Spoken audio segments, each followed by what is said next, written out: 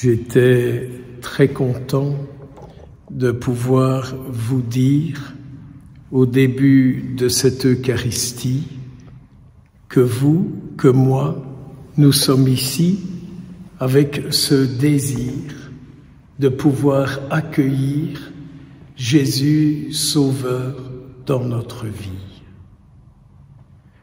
Que nous n'attendons qu'une chose, c'est que le Seigneur vienne dans notre vie et qu'il remplisse nos esprits, nos corps, notre âme, nos corps, nos cœurs.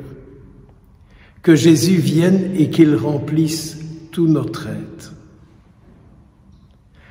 Quand Jésus sera tout en nous, tout ce qui fait l'objet de notre honte sera enlevé par sa présence en nous. J'aime beaucoup dans ce récit que nous venons d'entendre, Élisabeth dire « Ce qui a fait la honte de toute ma vie, maintenant Dieu m'en a délivré. » Moi, je vis cette espérance-là. Je vis cette espérance que le Seigneur vienne enlever tout ce qui fait la honte de ma vie. Alors regardez aujourd'hui ce qui fait la honte de votre vie et que vous aimeriez ne plus avoir sur vous, en vous, ou que vous traînez derrière vous.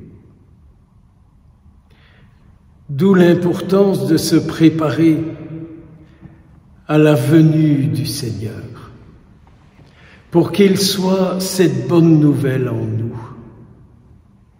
Mais faisons attention de ne pas nous mettre dans la même situation que Zacharie. Zacharie n'a pas cru ce qui lui a été dit de la part de Dieu. Est-ce que vous croyez ce qui vous est dit de la part de Dieu? Est-ce que vraiment vous croyez tout ce qui vous est annoncé de la part de Dieu? Vous avez vu ce que produit ce refus de croire ce qui est dit de la part de Dieu? La catastrophe. Zacharie n'a plus pu parler, n'a plus pu rien dire jusqu'au jour de la circoncision de Jean-Baptiste où il a dit ce que le messager de Dieu lui a dit, il s'appellera Jean. Son nom sera Jean. Je me demande si l'apparent silence du peuple croyant d'aujourd'hui, si ce n'est pas là qu'elle se situe. Nous ne croyons pas ce que Dieu nous dit et nous ne croyons pas ce que les envoyés de Dieu nous disent. Et du coup, nous n'avons pas une sainte parole à prononcer. Je crois que pendant tout son silence, son empêchement de parler, Zacharie aura bien dû réfléchir à ce que ça voulait dire de ne pas croire ce qui est dit de la part du Seigneur. Et aujourd'hui, c'est le gros problème. On ne croit pas tellement ce qui est dit de la part du Seigneur. Regardez à Noël, il y a des paroisses où on préfère lire un conte de Noël à la place de proclamer la parole de Dieu. On garde l'Évangile, mais les autres paroles, on préfère les remplacer par un conte de Noël. Regardez aujourd'hui dans les funérailles, on préfère une lecture profane, ça nous rejoint tellement plus. Et la parole de Dieu, c'est pas tellement essentiel.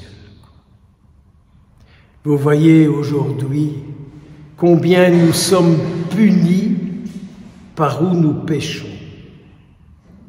Car le refus de la parole de Dieu, c'est le refus d'écouter Dieu. Mais c'est vrai que quand Dieu nous parle, que quand nous l'écoutons, on pourrait se sentir jugé. Or, quand la parole de Dieu me touche et me bouleverse, c'est parce que Dieu se propose de venir me délivrer de ce qui fait ma honte. Quand la parole de Dieu me touche et me bouleverse, c'est parce Dieu se propose de me délivrer de ce qui fait ma honte, moi qui crois en lui.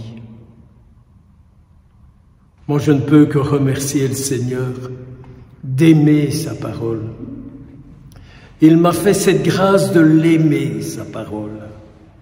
Il m'a fait la grâce d'être heureux de parler de sa parole, d'être joyeux de parler de sa parole. Écoutez sa parole, gardez-la en vous et vous aurez la vie de Dieu qui s'accomplira en vous. Quand nous gardons la parole de Dieu en nous, c'est la vie de Dieu qui s'accomplit en nous. Dieu notre Créateur, Dieu notre Sauveur, qui nous envoie son Fils,